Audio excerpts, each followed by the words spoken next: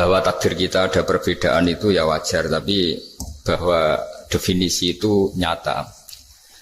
Tadi beliau menyebut termasuk satu saudara atau satu komunitas dengan makhluk-makhluk Allah yang lain. Pernah suatu saat Nabi memuji ada seorang nakal itu, diterima tobatnya Allah karena di jalan ketemu anjing, kemudian ngasih minum anjing itu dan Allah mengampuni. Meskipun secara hukum usul fikih tidak bisa digeneralisir. Misalnya kalau minumin anjing 1 surga, kalau 100 tambah surga. Nanti lupa minumin manusia gara-gara kebanyakan minumin anjing gitu. Tapi apapun itu faktanya ada cerita di hadis seperti itu. Kemudian menyangkut komunitas internasional yang beberapa diantaranya tentu beda agama, beda keyakinan. Saya mau membacakan cerita di kitab Ar-Risalah Al-Qushairiyah. Jadi saya hanya membantu referensi-referensi yang diajarkan guru-guru kita. Ar-Risalah Al-Qushairiyah adalah kitab kesayangan Mbah Maimun karena dulu mbah beliau dapat ijazah dari Sayyid Umar Sato, kakaknya Sayyid Abi Bakar Sato yang punya kitab I'anatul Talibin. Dan kitab itu dibawa ke Indonesia sampai ke saya sebagai murid beliau. Di antara yang disebut dalam Ar-Risalah Al-Qushairiyah ini Thariqatu Ahlil Ilm, kitab Ar-Risalah Al-Qushairiyah itu. Saya baca nasnya atau ibaratnya atau teksnya. Sami'tu ba'dal ulama yaqulu istadhafa majusiyun Ibrahim al-Khalil alaihi salam faqala bisyarti antuslima. Famarral majusiyu fa'awhawahu ta'ala ilaihi mundu khamsina sanatan nut'imuhu ala kufri falau nawaltahu lukmatan min ghairi antutalibahu bitahyiri dini. Famado Ibrahim alaihissalam ala athari hatta adrakahu wa atadhara ilaihi fasalahu anisabab fadhakara lahu dhalik fa aslamal majusiyu. Jadi suatu saat Nabi Ibrahim itu kan terkenal Abu Duyuf, orang yang mesti menservis tamu-tamu itu. Kita tahu dulu itu tidak ada warung, tidak ada hotel, tidak ada, ya pokoknya tidak ada mall. Sehingga kalau orang pergi itu kelaparan betul. Itu. Buat orang kaya pun kelaparan karena melewati padang pasir itu. Kalau sekarang kan orang mau sowan kiai makan dulu. Karena takutnya di rumah kiai kan makan sungkan. Jadi makan dulu nanti di kiainya tinggal pura-pura makan. Kalau dulu memang makan nih tamu itu wajib betul. Kalau tidak ya kelaparan betul tamu itu. Sehingga cerita suatu saat di antara tamu itu berakidah, berfaham majusi. Atau beragama majusi lah gampangannya itu. Terus Nabi Ibrahim nggak mau, saya mau ngasih makan syaratnya Anda harus Islam gitu. Akhirnya orang ini putus asa kemudian meninggalkan Nabi Ibrahim. Saat orang itu meninggalkan Nabi Ibrahim, Allah memberi wahyu ke Nabi Ibrahim. Orang itu umurnya 50 tahun dan dia hidup karena tak kasih makan. Terus kata Allah, mundu khamsina sanatan nut'imuhu ala kufri. Saya yang Tuhan saja ngasih makan dia 50 tahun tanpa syarat dia harus Islam. Kamu baru dimintai makan sehari mensyaratkan Islam. Walhasil terus Nabi Ibrahim ngejar orang majusi itu terus monggo-monggo makan di rumah saya. Singkat cerita terus orang majusi itu tanya kenapa Anda berubah pikiran. Terus Nabi Ibrahim cerita bahwa beliau ditegur Allah kemudian harus melakukan itu. Jadi cerita-cerita seperti itu banyak. Dulu kita dengar para kiai sering cerita ketika seorang Yahudi rumahnya diusir Amr bin As untuk pembangunan masjid. Ketika lapor ke Sayyidina Umar, masjid itu yang mengambil tanahnya orang Yahudi harus dikembalikan ke orang Yahudi. Dulu guru-guru kita juga sering cerita Sayyidina Ali itu pedangnya dicuri sama orang Yahudi. Ketika ketemu di pasar atau di jalan, kemudian Sayyidina Ali yakin itu pedangnya, dilaporkan ke Qadhi Syurah. Setelah itu Sayyidina Ali diminta, buktinya apa? Saksinya siapa? Kalau itu pedang Anda, saksinya Hasan dan Husain. Tapi kata hakim, Sayyid Hasan Husain itu keluarga Anda, tidak sah jadi saksi. Zaman itu Sayyidina Ali masih berargumentasi, waqad qala Rasulullah sallallahu alaihi wasallam Hasanun wa Husainun sayyida syababi ahli jannah. Tapi kata Imam Surah tetap standar saksi itu tidak boleh dari keluarga. Singkat cerita, qadhinya itu pakai standar hukum usul fikih, al-qaulu qaulu sahibil yad. Yang dibenarkan adalah yang sekarang megang barang itu. Ketika enggak ada saksi, al-musaddaq, yang dibenarkan al-qaulu qaulu sahibil yad, yang dibenarkan ya yang megang barang itu. Singkat cerita dimenangkan oleh orang Yahudi tadi. Setelah dimenangkan, Sayyidina Ali agak kecewa, masa seorang Amirul Mukminin sidang di pengadilan negeri kalah. Tapi orang Yahudi tadi akhirnya insaf, sadar sampai masuk Islam, sampai beliau ngendikan Bihada taqumus sama wal ard. Karena ini langit dan bumi berdiri karena keadilan itu. Jadi ini cerita-cerita referensi yang bisa menolong teman-teman siapapun berkomunitas internasional. Karena pikiran saya sederhana ya, al ilmu yurisul ahwal, ilmu itu melahirkan sikap. Jadi kalau kita punya referensi yang cukup tentang toleransi, insya Allah kita hidup di mana saja punya toleransi, karena toleransi itu juga ajaran agama. Di antara yang diceritakan para guru-guru kita adalah ketika Nabi mau dibunuh oleh orang namanya Daksur atau Duksur siapa, enggak tahu KTP-nya saya. Kiai-kiai kalau baca Daksur. Ketika beliau sedang santai di satu tempat, tahu-tahu ada orang yang mengambil pedangnya, kemudian bilang, "Mayyamna'uka minni ya Muhammad." Sekarang Anda sama saya berdua, siapa yang bisa menghalangi kamu? Nabi dengan rileks menghentikan Allah. Kemudian si Daksur ini gemetar, pedang jatuh. Kemudian diambil Nabi. Sekarang ya Daksur, "Mayyamna'uka minni," yang bisa menghalangi kamu siapa? Orang itu bilang, "La ahada," tidak siapapun. Nabi dengan gampangnya fa'afa'anhu, Nabi memaafkan. Padahal ini jenis harbi, jenis orang yang jelas punya niat bunuh. Terus artinya kita-kita yang ngaji di pesantren, saya ngaji di Mbah Maimun, punya Bapak Kiai Nur Salim, semuanya ngajarkan bahwa di mana-mana perang kekerasan itu ya karena kita diperangin. Udina lilladzina yuqatalun, karena kita diperangi kita boleh perang. Qatilul ladzina yuqatilunakum. Jadi yang boleh kita perangi ya zaman kayak kita dulu dijajah Belanda, dijajah Jepang zaman itu. Ketika sudah tidak ada penjajahan, ya alasan itu sudah hilang karena mereka tidak merangi kita. Jadi apa ya, perang ya ada konteks rasionalitasnya, damai juga ada konteks rasionalitasnya. Tapi karena kita punya tradisi referensi, teman-teman yang di Jerman tak bantu, tadi ada kitab Arisal Al-Qushairiyah, terus ada beberapa cerita-cerita tadi kayak Daksur. Kalau ayatnya jelas ya, jelas. Qatilul ladzina yuqatilunakum wa in janahu lisalmi fajnah laha wa tawakkal 'ala Allah. Bahkan seperti yang diceritakan Profesor Quraisy tadi, yang sedang kita benci pun bisa saja suatu saat teman. Dalam surat Mumtahanah itu atau Mumtahinah ada ayat asawwau ayyaj'ala bainakum wa bainal ladzina atitum minhum mawaddah. Bisa saja orang yang sekarang kamu benci suatu saat kamu cintai. Wallahu qadir, itu Allah Maha Kuasa. Dan tadi saya menambahkan yang dikatakan Profesor Quraisy tentang belajar. Dulu Nabi itu enggak puasa Asyura. Tapi ketika datang ke Medina, orang-orang Yahudi itu puasa Asyura. Coba tanyakan ke mereka, kenapa puasa tanggal 10? Terus mereka menjawab, Yaumun najawwahu fi Musa, itu hari yang Allah menyelamatkan Nabi Musa. Terus fa'amara bisyami, kemudian Nabi menyuruh sahabat puasa. Artinya dulu itu segampang itu hidup, itu sesuatu yang baik, apa, ya sudah ditiru. Meskipun kita tahu Nabi itu tentu mustaqil bil istihad. Nabi itu orang yang mandiri. Tapi memberi percontohan kita betapa gampangnya kita seperti itu. Dulu ada seorang Yahudiyah meminta sama Sayyidah Aisyah dan dikasih. Ketika dikasih, dia mendoakan semoga kamu Aisyah selamat dari siksa kubur. Zaman itu Sayyidah Aisyah itu belum tahu tentang siksa kubur sehingga beliau engkar, enggak percaya. Tapi setelah Rasulullah datang dan diceritanin Nabi, oh iya siksa kubur itu ada. Dan semenjak itu Nabi selalu isti'adah minta perlindungan dari siksa kubur. Jadi dulu di komunitas-komunitas beda agama sesuatu yang benar ya dibenarkan. Makanya kaidah umum dalam interaksi antar agama itu la tusaddiquhum wa la tukadzibuhum, ya kamu jangan bilang iya, jangan-jangan enggak, ya jangan bilang tidak, jangan-jangan iya. Jadi aturan ilmunya jelas la tusaddiquhum wa la tukadzibuhum. Ya artinya sesuai referensi ilmu lah kira-kira begitu. Terus yang terakhir, ini saya mohon maaf sama komunitas di Jerman karena saya ini pura-puranya aja sibuk. Karena saya kira ini seberapa jam lagi saya ngajar ini.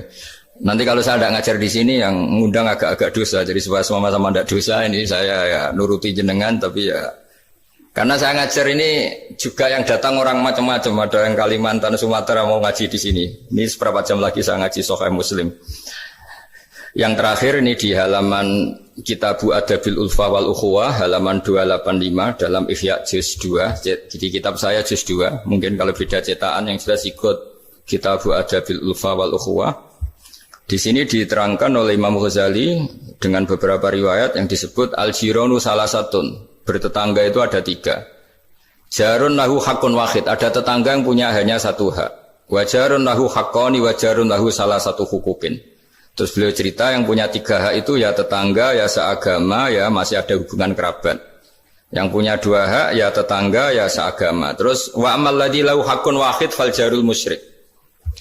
Yang punya hak 1 itu tetangga yang beda agama. Jadi intinya tetap dikasih hak meskipun beda agama. Sampai diantaranya disebutkan juga di halaman 287. Imam Ghazali ngendikan beliau berfatwa dan beliau bercerita rawahu Umar bin Syu'aib an Nabi an Jaddih anin Nabi. Terus qala Mujahid kuntu inda Abdullah bin Umar wa ghulamun lahu yaslahu syatan faqala ya ghulam idza salakhta fabda bijarinal yahudi. Abdullah bin Umar itu sedang memasak kambing atau itu pembantunya ini sedang nguliti kambing. Itu pesannya Abdullah bin Umar ya ghulam idza salahta fabda bijarinal yahudi. Nanti jangan lupa tetangga kita yang Yahudi. Ini di Ihya halaman 287. Hanya cerita kebaikan. Jadi cerita-cerita perang itu ya karena kita diperangin, tapi ya kalau kita dibaikin ya baik, itu ajaran Islam. Hatta qala dzalika miraron. Faqala lahu lima taqulu hadza. Ini pembantunya juga enggak langsung menerima. Karena saking enggak mau nerimanya diulang-ulang lagi oleh Abdullah bin Umar. Faqala inna Rasulullah sallallahu alaihi wasallam lam yazal yusina bil jar hatta khashina annahu sayuwarrithu. Kenapa engkau melakukan itu ya Abdullah bin Umar? Terus beliau menjawab, Rasulullah itu selalu berpesan untuk berbuat baik sama tetangga. Tadi kita tahu kalau tetangga punya 3 hak berarti seagama, ada hubungan kerabat, hakul jar berarti 3. Ada yang seagama dan tidak punya hubungan kerabat berarti punya 2 hak, yaitu satu agama dan kerabat. Ada yang punya 1 hak saja, ya tidak keluarga, tidak seagama, tapi karena tetangga itu juga tetap punya hak. Dan itu pun masuk kategori lam yazal yusina bil jar, termasuk orang-orang yang harus kita baikin. Ya kalau di Qurannya kayak tadi ya, qatilul ladzina yuqatilunakum, boleh merangi ya yang merangi kita. Udzina lil ladzina yuqatalun, diberi hak merangi ya sama yang merangi kita, bukan yang tidak merangi kita. Terus waqala Hisham kanal Hasanu la yara ba'san antut imal jarul yahudiyya wan nasraniyya min udkhiyatik. Bahkan sebagian ulama di sini disebut Hasan Basri berpendapat kalau berkorban, kalau punya tetangga Yahudi yang butuh enggak apa-apa dikasih dagingnya. Ini di halaman Ihya 287 juz 2. Jadi dari cerita-cerita itu dan referensi-referensi itu, teman-teman di Jerman tidak usah khawatir lah kalau kiai-kiai kayak kita itu berfatwa nggak boleh berkomunitas internasional nanti takut begini ndak lah. Kita bacanya ya sama seperti yang dibaca Profesor Kures, sama yang dibaca guru-guru kita. Jadi itu kalau boleh dikatakan sumbangan saya lah, bahwa di kita di pesantren itu ajaran-ajarannya juga seperti itu. Dan tadi beberapa kita saya sebutkan halamannya supaya bisa dicari, supaya tidak kelihatan hoax, juga tidak bikinan saya gitu, supaya jelas itu. Dan saya mohon maaf karena nggak bisa ngikuti sampai selesai, tapi saya ngapresiasi, semoga jadi syawal yang baik, minal aidin wal faizin. Minal aidin artinya kita kembali menjadi ahli surga. Saya termasuk yang sependapat dengan kitab yang saya baca. Dulu kita ini ahli surga karena Nabi Adam lahirnya di surga dan diciptakan di surga. Karena satu kesalahan beliau harus kembali ke bumi. Dan setelah puasa itu selesai dan diterima, kita kembali ke ahli surga lagi. Maksud minal aidin, kita kembali lagi berstatus sebagai ahli apa? Surga. Dan itu dimulai dari saling memaafkan. Karena yang menghalangi masuk surga itu hak adami. Manusia itu kan paling pikir untuk memaafkan orang lain. Padahal kalau hak adami belum selesai itu Allah tidak mau memaafkan. Makanya syaratnya masuk surga harus kita saling memaafkan. Dengan cara seperti itu insya Allah kita minal aidin wal faizin. Jadi mohon maaf, sekali lagi mohon maaf karena saya tidak bisa ngikuti sampai selesai karena saya harus ngaji. Karena bukan papa ya, memang harus. Andikan sunat itu mungkin saya tinggalkan. Mohon maaf sekali. Wassalamualaikum warahmatullahi wabarakatuh. Waalaikumsalam. Terima kasih sekali. Kalau misalnya untuk satu pertanyaan, mungkin masih bisa Gus atau Prof. Rais sama-sama harus tinggal menit. Namun ini Gus, banyak yang nunggu. Nanti saya yang dimarahi ini saya juga menunaikan kewajiban. Ada satu pertanyaan dari satu pertanyaan saya tunggu. Terima kasih Prof. Ini saya tanyakan langsung Prof. Saya pernah mendengar panjenengan menyampaikan tentang konsep kedamaian aktif dan pasif. Mungkin bisa dijelaskan Prof mengenai hal tersebut, khususnya dalam rangka mempersatukan hati tadi Prof. Baik. Jadi begini,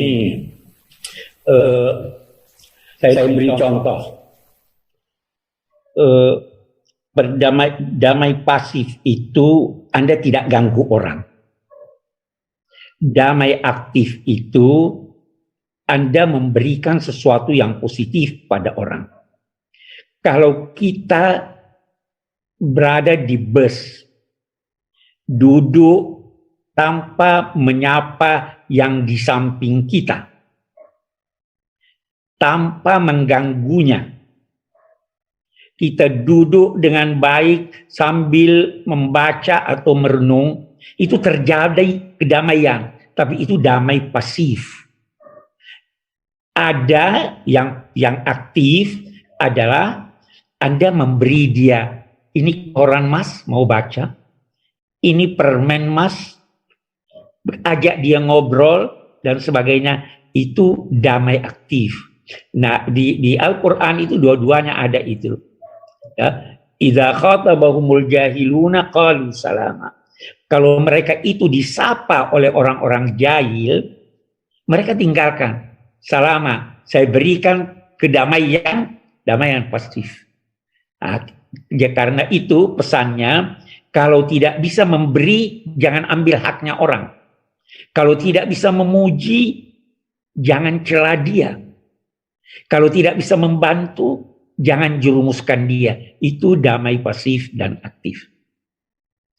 Terima kasih. Terima kasih Prof. Quraish Shihab.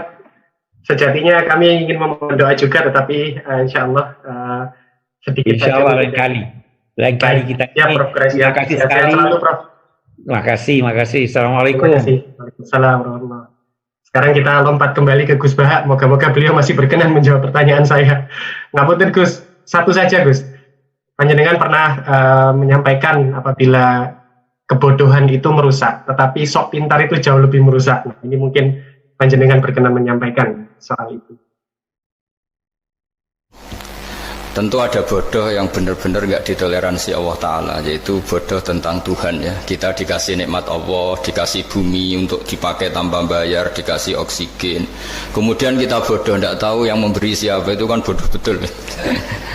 Tapi lebih merusak lagi ketika nggak ngerti, mengklaim dirinya sebagai ngerti. Karena itu artinya kan sesuatu yang harusnya larangan dimengerti, gara-gara kamu bilang itu ilmu, itu terus diilmukan. Jadi sesuatu yang salah tapi diilmukan, itu lebih ngeri karena menyesatkan. Saya beri contoh misalnya begini, kita di pondok itu kan ngaji jelimet lah. Jelimet itu ya detail ya, sehingga kita tahu lah bodoh yang paling nggak ditoleransi itu bodoh tentang Allah. Sehingga ketika pertama kita ngaji, awalu wajibin alal insan ma'rifatullah, pertama yang harus kita tahu itu Allah. Kita sebagai warga negara Indonesia aja tahu presidennya siapa, bupati kita siapa. Masa di buminya Allah tidak tahu yang bikin siapa, itu kan kebangetan. Itu bodoh, itu merusak. Terutama bodoh dalam hal-hal yang harus ngerti, yaitu tadi ma'rifatullah. Tapi juga ada yang lebih fatal lagi, tidak ngerti tapi menyesatkan dengan klaim ngerti. Itu yang umat Islam zaman Imam Ghazali itu selalu mengingatkan bahayanya filsafat yang menyesatkan. Misalnya teori tentang Tuhan.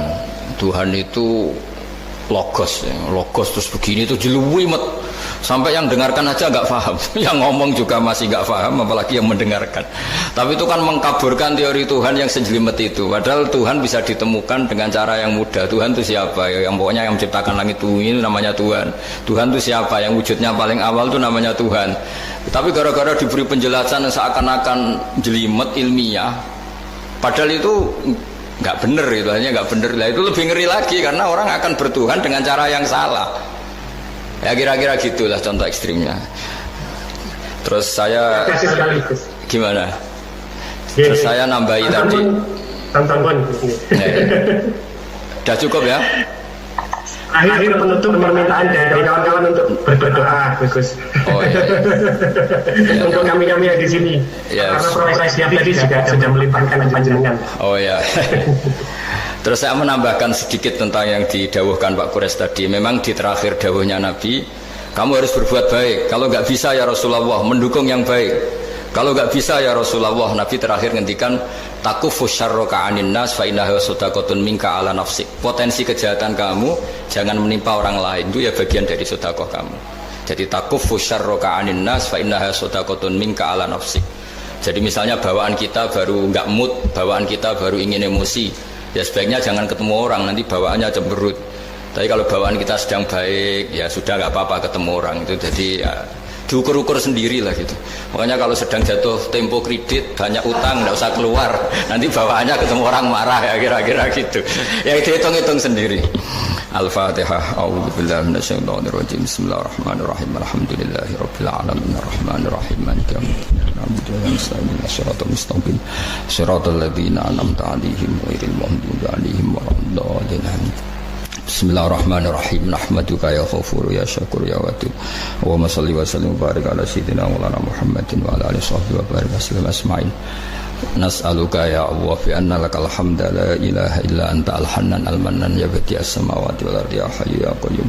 Nas'aluka ya Allah antarzuqna at-ta'asiyya wal qudwata wal iktida bi nabiyyika Muhammadin sallallahu alaihi wasallam. Rasulullah yas'alim ayatika yu'allimuhumul kitab wal hikmata yusakkimuna kantal azizul hakim. Wa nas'aluka ya Allah antas'ala himmatana fi hadhihi ad-dar ila kalimatikal ulya was-sujuda laka war ruku'a laka hatta nakuna ibad laka ma'ari ayatin minka wa hifdin minka ya wa ir'ana bi aini riayatik wa hfatna bi hifdik nama kunna ya wa fi ardika wa fi mulkika ya wa faj'alna aminin mutmainin alladina la khawfun alaihim wa lahum yahzanun warzuqna al-busyra fid dunya wal akhirah urzuqna ya wa at-tawaddud wa at-tahaba ya wa sing yakunu dhalika sababan ya wa li ilahi kalimatika al-ulya wa khidmati dinika ya wa alal mahajjatil bayda lailuha kana hariha ya aqimna ala dzalika wa a'inna ala dzikrika wa syukrika wa husni ibadatik. Rabbana atina fid dunya hasanah fil akhirati hasanah wa qina adzabannar. Wassallallahu ala sayyidina Muhammad wa sahbihi wa baraka sallam. Subhana rabbika rabbil izzati amma yasifun wa salamun alal mursalin walhamdulillahi rabbil alamin. Al-Fatihah. Bismillahirrahmanirrahim. Ar-Rahmanir-Rahim. Maliki yaumiddin. Nasta'inu bish-shiratal mustaqim shiratal ladzina an'amta 'alaihim ghairil maghdubi 'alaihim waladdallin. Nggih, mohon maaf. Assalamualaikum warahmatullahi wabarakatuh.